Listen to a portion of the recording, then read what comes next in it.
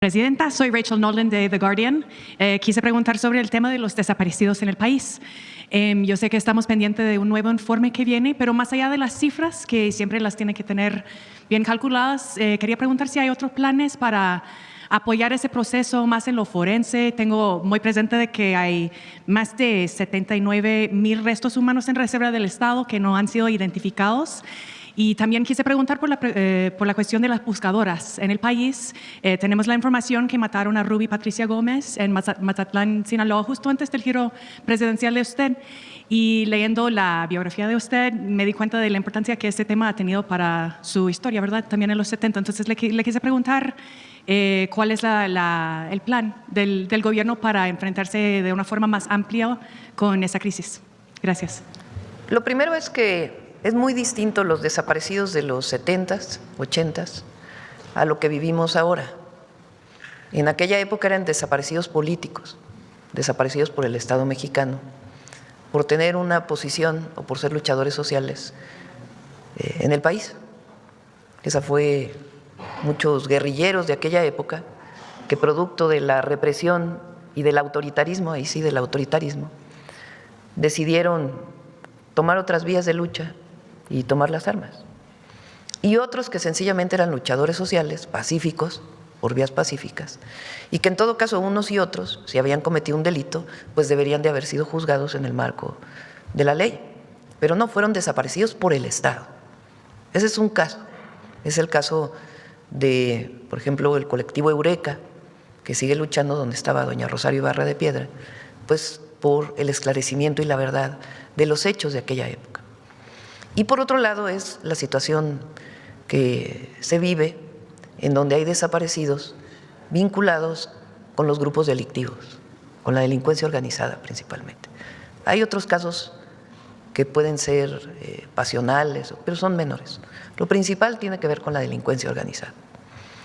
Es larga la historia y vamos a presentar ya la información de los números, que son personas evidentemente, no son números, pero de cómo se hacían los registros, cómo se hacen ahora, para que se conozca la cantidad de registros que había y en qué condiciones estaban esos registros y la dificultad para buscar en todo caso una persona dado que no hay suficiente información o registros que se hicieron que en realidad pues no sabemos si eran personas desaparecidas o no.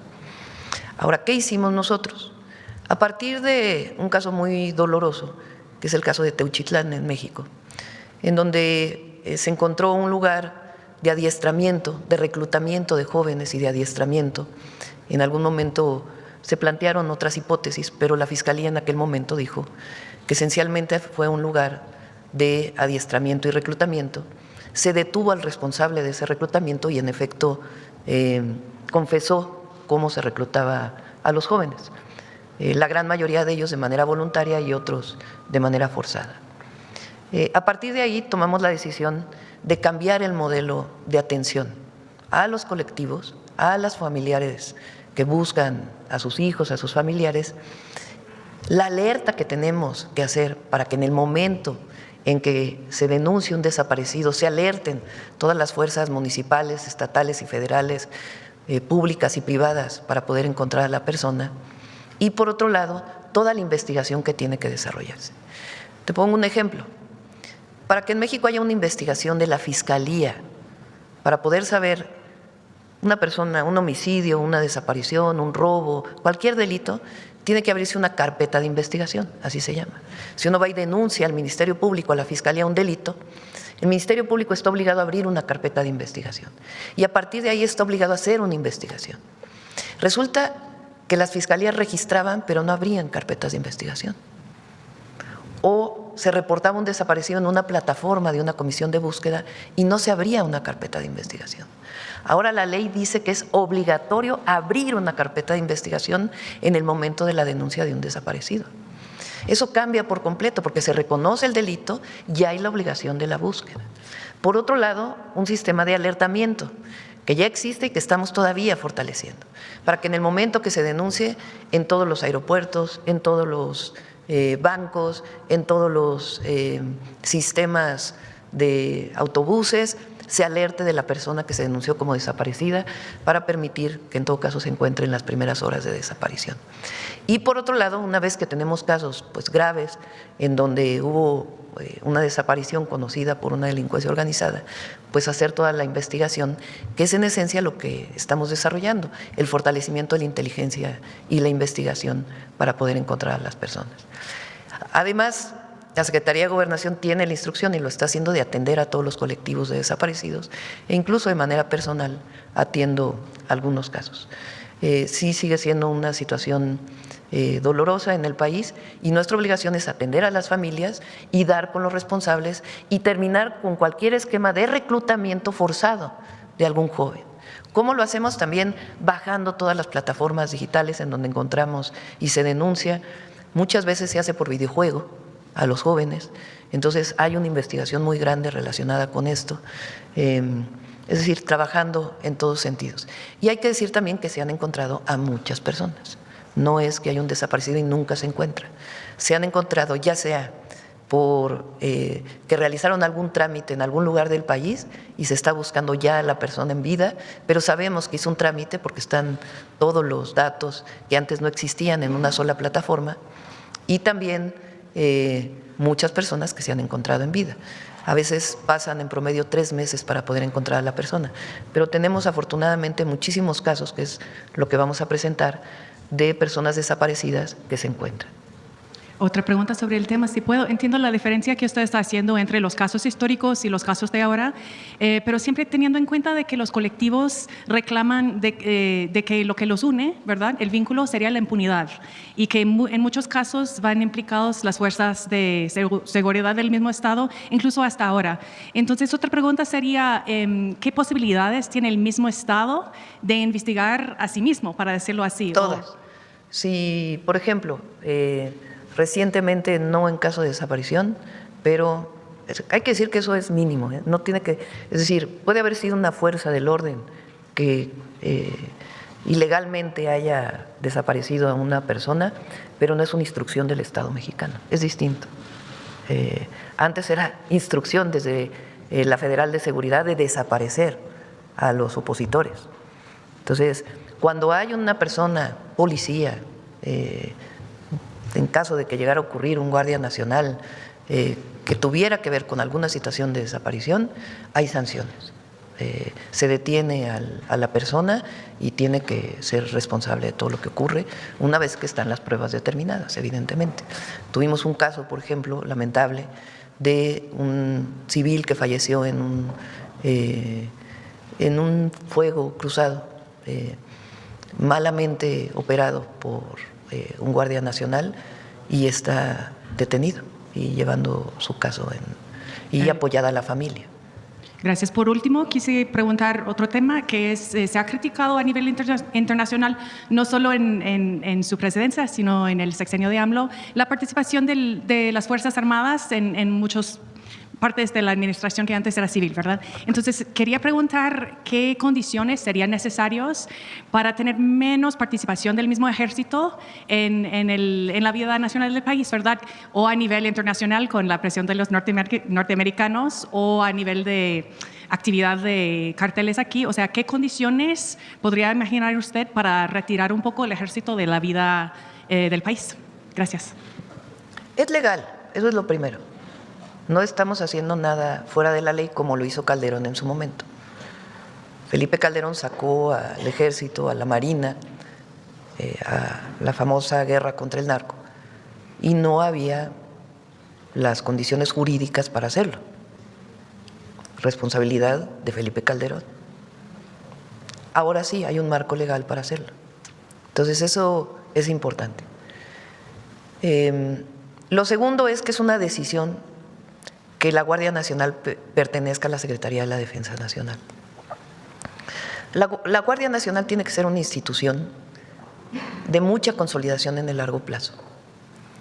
Nuestro país, y lo vimos en el pasado, tuvo un secretario de Seguridad que estaba vinculado con el narcotráfico. Policías federales que no tenían ni las mínimas condiciones de operación para poder desarrollarse. Cuando se trasladaban a un lugar no había ni cuartel, se quedaban en hoteles. Y después, cuando se llevan la Secretaría de Seguridad a la Secretaría de Gobernación, pues con muchísimos problemas también de corrupción en el periodo de Peña Nieto. Entonces, la comandancia de la Guardia Nacional es otra comandancia distinta al Ejército. Y los que forman parte de la Guardia Nacional tienen una formación distinta a la que tiene los elementos del Ejército. Tienen una formación más orientada a la seguridad pública. El Ejército pues tiene una formación, no una parte de seguridad pública, pero fundamentalmente de seguridad nacional. Y tienen otra formación. ¿Qué ventaja tiene un guardia nacional al pertenecer a la Sedena? Pues tiene acceso a sus hospitales, a sus centros de salud, a una carrera, cosa que no había antes, a poder subir en su nivel a partir de exámenes bien determinados y una formación pues integral, con valores y con doctrina nacionalista, muy importante, muy importante. No era así antes de la Cuarta Transformación. La doctrina no estaba basada en nuestra historia, en nuestra patria, en la soberanía. Entonces es una decisión que la Guardia Nacional pertenezca a la defensa y ya es constitucional. Se tendría que cambiar la Constitución para que fuera distinto. Y en otros casos, por ejemplo, el que el Tren Maya tenga una empresa dentro de la Secretaría de la Defensa Nacional también le da estabilidad y evita privatizaciones posteriores también, o por lo menos se las hace más difíciles. Toca madera que llegara alguien que quisiera privatizar. El Ejército Mexicano es algo especial, es único en el mundo. El Ejército Mexicano no viene de las élites. En toda América Latina, el Ejército viene de las élites. En todo el mundo, en general, viene de las élites. Cuando vino Lula aquí a México, una vez que lo vi en otro lado me dijo, la primera vez que fui a México me llamó mucho la atención que sus calles se llaman Insurgentes, Revolución, 5 de febrero, 5 de mayo.